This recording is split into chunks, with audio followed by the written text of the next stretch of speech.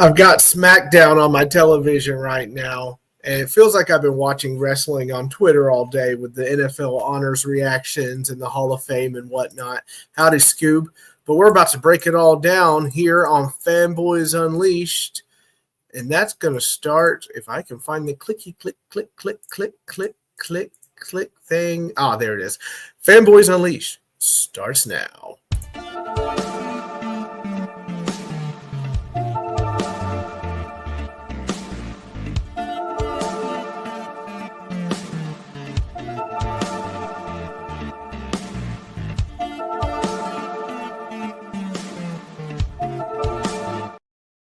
Good evening, everybody. Welcome to Fanboys Unleashed, your one-stop Titans talk show here, ready to serve the fans and all the rest of you NFL fans. We are approaching the last football game, the last NFL game of the year against the Kansas City Chiefs, against the Eagles. It's going to be a fun time.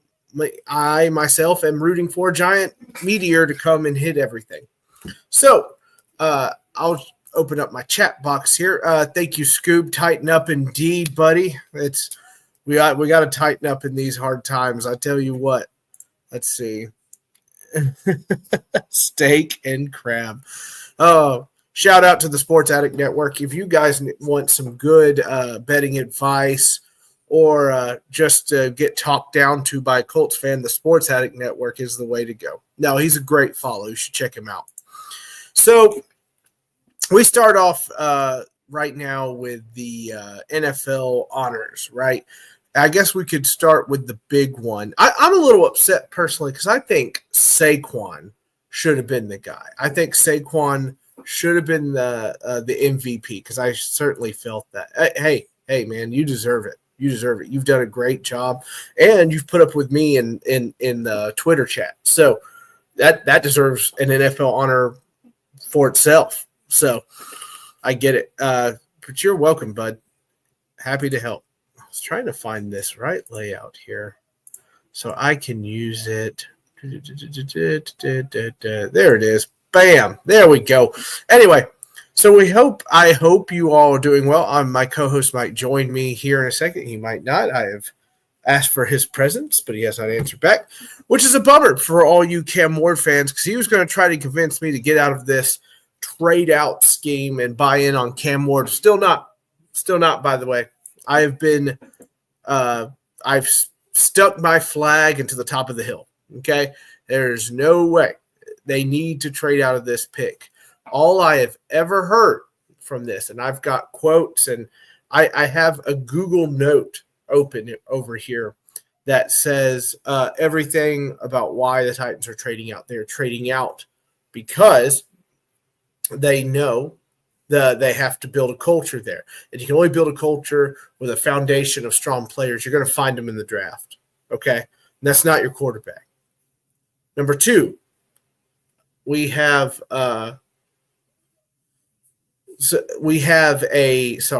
distracted there a little bit. The halo light's really bright for some reason.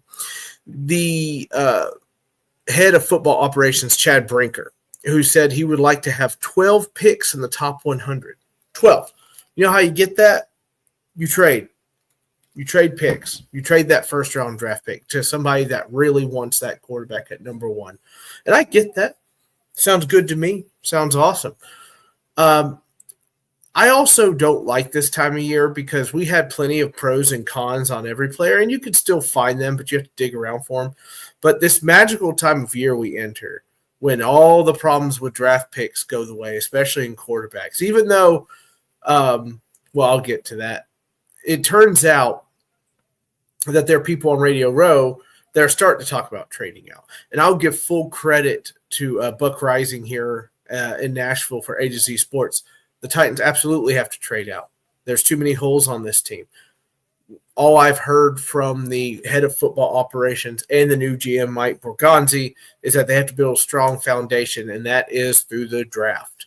And everyone always says that there's a window.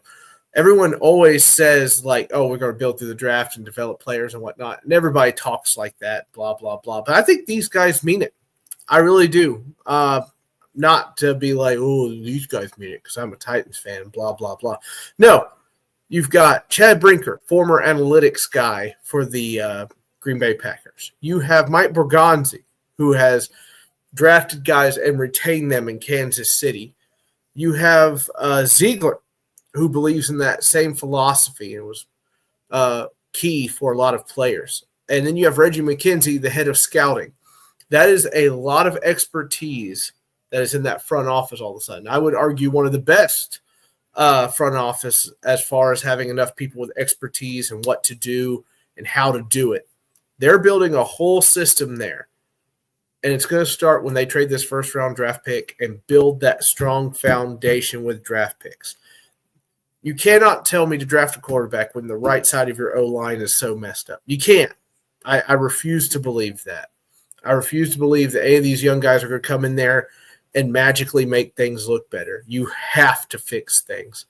And I've had to put up with people on Twitter whining about what quarterback you're going to get. You're going to get a veteran quarterback. You're going to get a bridge quarterback. Your dream bridge quarterback is Matthew Stafford. I doubt he gets loose, but if he does, Tennessee should make that their first priority to get a hold of him. You have Sam Darnold, who's coming off a fun season, but I don't think he's going to leave Minnesota. But then you have Derek Carr, who I think, Derek, poor guy, he seems to always have these seasons where he starts out strong and then fades away. But people still have a high respect for him and whatnot. I guess it's because of his passing efficiency or something along those lines. I'm not exactly sure, but I don't hate the guy for sure. He's just not going to hoist a trophy next year. And then you have the dark horse that lurks in the back of my mind the entire time in Aaron Rodgers. And that's a scary prospect to me because I feel like this team needs a lot of leadership, and a guy that goes on a darkness retreat during the offseason is not going to be the guy to do it. It's going to be the guy that gets out there and practices with everybody. Okay, Hall of Fame. I think Eli Manning should have gone in, but now that he's not in, I'm not really sweating it because I feel like he's going to get in the next one. I know that he's a two-time Super Bowl MVP and whatnot, but there's a lot of things with this. The guy came in a clout of controversy, not wanting to play for the Chargers. And funny enough, the guy they ended up with, Phillip Rivers, ended up taking care of it, didn't he? Yeah, he's in. He's in all the way. So Sterling Shepard more than deserves it. I can't believe we had to wait so long. Thank you, my dear. My wife brought me food. I won't show her on camera because I don't want to get slapped. Thumbs up. Anyway, but I don't know. I thought the Hall of Fame was fine, but the Giants fans were big mad. Big mad. And I've been hearing about it all day. I get their gripe a little bit, but I think you have to look at it this way. He's going to get in. It's just not this year. It's going to be fine. Don't worry about it. He'll get in there. He'll wear his gold jacket. He'll talk to the Giants faithful. He'll sit at that crowd in Canton and hopefully not shoot the double bird like he did on the Manning cast. Well, maybe he will. I'm here for it. I was trying to think if there was anything really else. Oh, yeah. People, there's nothing you can do, okay, when somebody is given the MVP, right? You can gauge reaction, and it is all over the spectrum, and I mean all over it. Who's it going to be? That kind of thing. And then they pick Josh Allen. And what's the first thing I see? Oh my gosh, so biased or whatever. It should have been Lamar Jackson. Lamar's had it the last 2 years. And I think if you could bring up the point that when it comes to the Bills is that Josh had a lot less to work with. It's really hard not to like that guy, by the way. His speech was stellar. That was a stellar speech.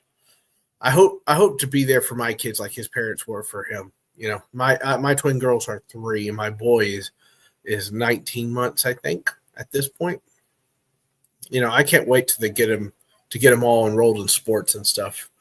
And I hope I can just be there for them in case they win something like that. That they can say my name and how I was always there for them. No, not really. I just want to be there for them and that kind of thing. And it was very touching as somebody that's a parent to hear his parents did that for them and that it meant so much to them. So, moving on. People were talking about who the trade partners would be for the Titans. I think Bleacher Report, Matt Miller had one. Saints, Giants, Raiders, and Cleveland. I think that makes perfect sense. I don't know if I don't think Cleveland's going to make that move though. I find it very strange that Myles Garrett wants to leave and they're just like the hell you are kind of thing. It's very awkward. It's going to be an awkward situation. I'm wondering if there's going to be a holdout. I wonder if there's going to be anything. But we really shouldn't concern ourselves with Myles Garrett because there's no way we get that guy. Not a chance, especially after what he said in the Radio Row. I don't know what I was going to talk about. There are people on Radio Row, analysts, former players and everything that have followed in the light. If you'd like your local sports media here in Nashville, Buck Rising said they need the trade to get the foundational players and whatnot. And to meet Chad Brinker and Mike Borgonzi's vision of having a bunch of players in the first 100 picks for multiple years. And now people on Radio Row are saying it, former players are saying it, trading out is a very real option. And I support it all the way. But I think there's a lot of people, and I haven't really heard a good argument. I'm kind of bummed Brad's not here to try to convince me. Let's be fair here. He knows how I feel, and I'm team trade out, and I probably wouldn't change my mind on that either. I don't care how many glorified clips of Cam Ward you got to show me. I'm not really feeling any of these quarterbacks, and everybody knows it's not a very good class this year. I don't want them. I don't want to be tied to a guy for 5 years just to be disappointed. 5 or less, whatever the contract would be. But anyway, I hope you all enjoyed the NFL honors, by the way. I thought it was a fun little show. We had Snoop Dogg in a Steelers jersey and Jelly Roll, Titans faithful Jelly Roll, and a Devondre Sweat. And that's very accurate because that's probably the one he can fit in. Not to mention Devondre Sweat, big Jelly Roll guy, big Jelly Roll. And the stuff he said about Big Jeff was really nice too. The D-Hop comments were sad and unsettling, but that's just where we are right now. It's just there is no way to sugarcoat it, and he didn't really sugarcoat it.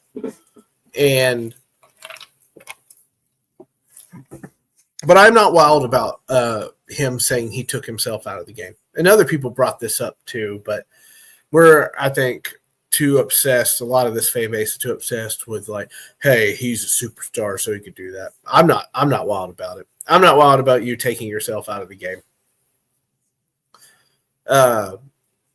Just not my thing. Just not my thing. I don't think it's a good look at all. Derrick Henry was also really awesome on Radio Row. Titans will always love him. He'll get in that Ring of Honor as soon as he retires. I guarantee it. I was trying to think if there was anything else. The Titans have claimed that they're not going to skip on generational talent, but I've read many articles that say this draft is low in generational talent, if any at all. That was from The Athletic. If any at all for generational talent. That's another nail for me in the coffin of trade out. I want to trade out. Do it. Oh, I got somebody on YouTube. That's really nice. But anyway, a quiet week, and then the Super Bowl starts. We're getting a lot of feedback on Radio Row. There are a lot of people out there, including some of these guys that I've watched on podcasts before, getting out there, and I'm super excited for them. I can only hope to reach that pinnacle someday to get press passes and go there and whatnot. And try not to be in awe of everything I'm seeing. But Sunday approaches, and we're going to have Eagles in Kansas City, and I'm not wild about it, and I want the Eagles to win. But I don't know. It just kind of feels like this is going to be Kansas City's three-peat. There's not really much that can stop it other than the Eagles. You just don't need – you need the Eagles to be on their game and absolutely get Saquon started any which way they can and keep Patrick on the sidelines throwing the football around with Travis Kelce. That's the other thing. Travis Kelce, you just can't let him and Pat get into a rhythm because once they figure you out, they'll start passing it all over the place. It's going to be a hard task for the Eagles. Andy Reid with 2 weeks to prepare is not something that I would love to be going up against at all. Nope. Rather not.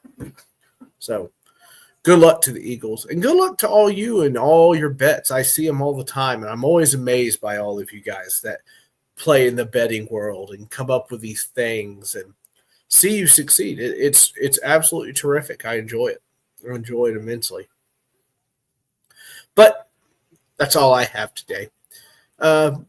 Quiet. I don't know if I'll be on later this month. I might take a break next week so we can all enjoy the Super Bowl and talk about it. But you can catch me tomorrow night at 8 p.m. Central as I break down this tonight's SmackDown taking place in Memphis, Tennessee. I'm excited for Monday because Raw comes to Nashville. It's going to be exciting. Always great to have wrestling. And, I look forward to finally get to the draft. I will be in Green Bay, boots on the ground in Green Bay, eating a lot of cheese and hoping my team trades out. And when the camera finds me because I dress like a peacock, you're going to look at it and say, if they draft a quarterback, see that man cheering? He's dying inside. That's what you could say. You could actually look at the screen and say, that man is dying inside because he wanted to trade out and not draft one of these quarterbacks. That's how it is. But maybe it'll be an Abdul Carter or something like that. Who knows? Who knows?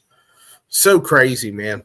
And by the way, whoever keeps coming up with these terrible trade scenarios for the Titans for that number 1 pick, where are you from? Because the Dak one was really bad, and the Cleveland Browns and Myles Garrett one was really bad. It was all rough. Just stop it. Stop what you're doing. With the Michael Jordan, get help. Stop it. Don't do it, man. Don't do it. Anyway, I hope you're all having a wonderful Friday night. I know I am. I'm about to hop on another podcast, and I will look forward to seeing you all on Twitter. I hope my co-host Brad is okay. And I hope you all have a pleasant evening. I am going to eat my Arby's along with my crinkle fries and probably read some more draft scenarios. Why not? Because I've only seen like 1,800 a day. You can catch me on Twitter at Mr. First Down, as you can see down here. You can catch me also on Facebook at Samuel Oliver Dean. And we have our Fanboys Unleashed. That logo is right there. If you want to jump on, feel free to. We'd like and appreciate any interaction you have with us. I appreciate you for watching. We will catch you later on Fanboys Unleashed. See you later.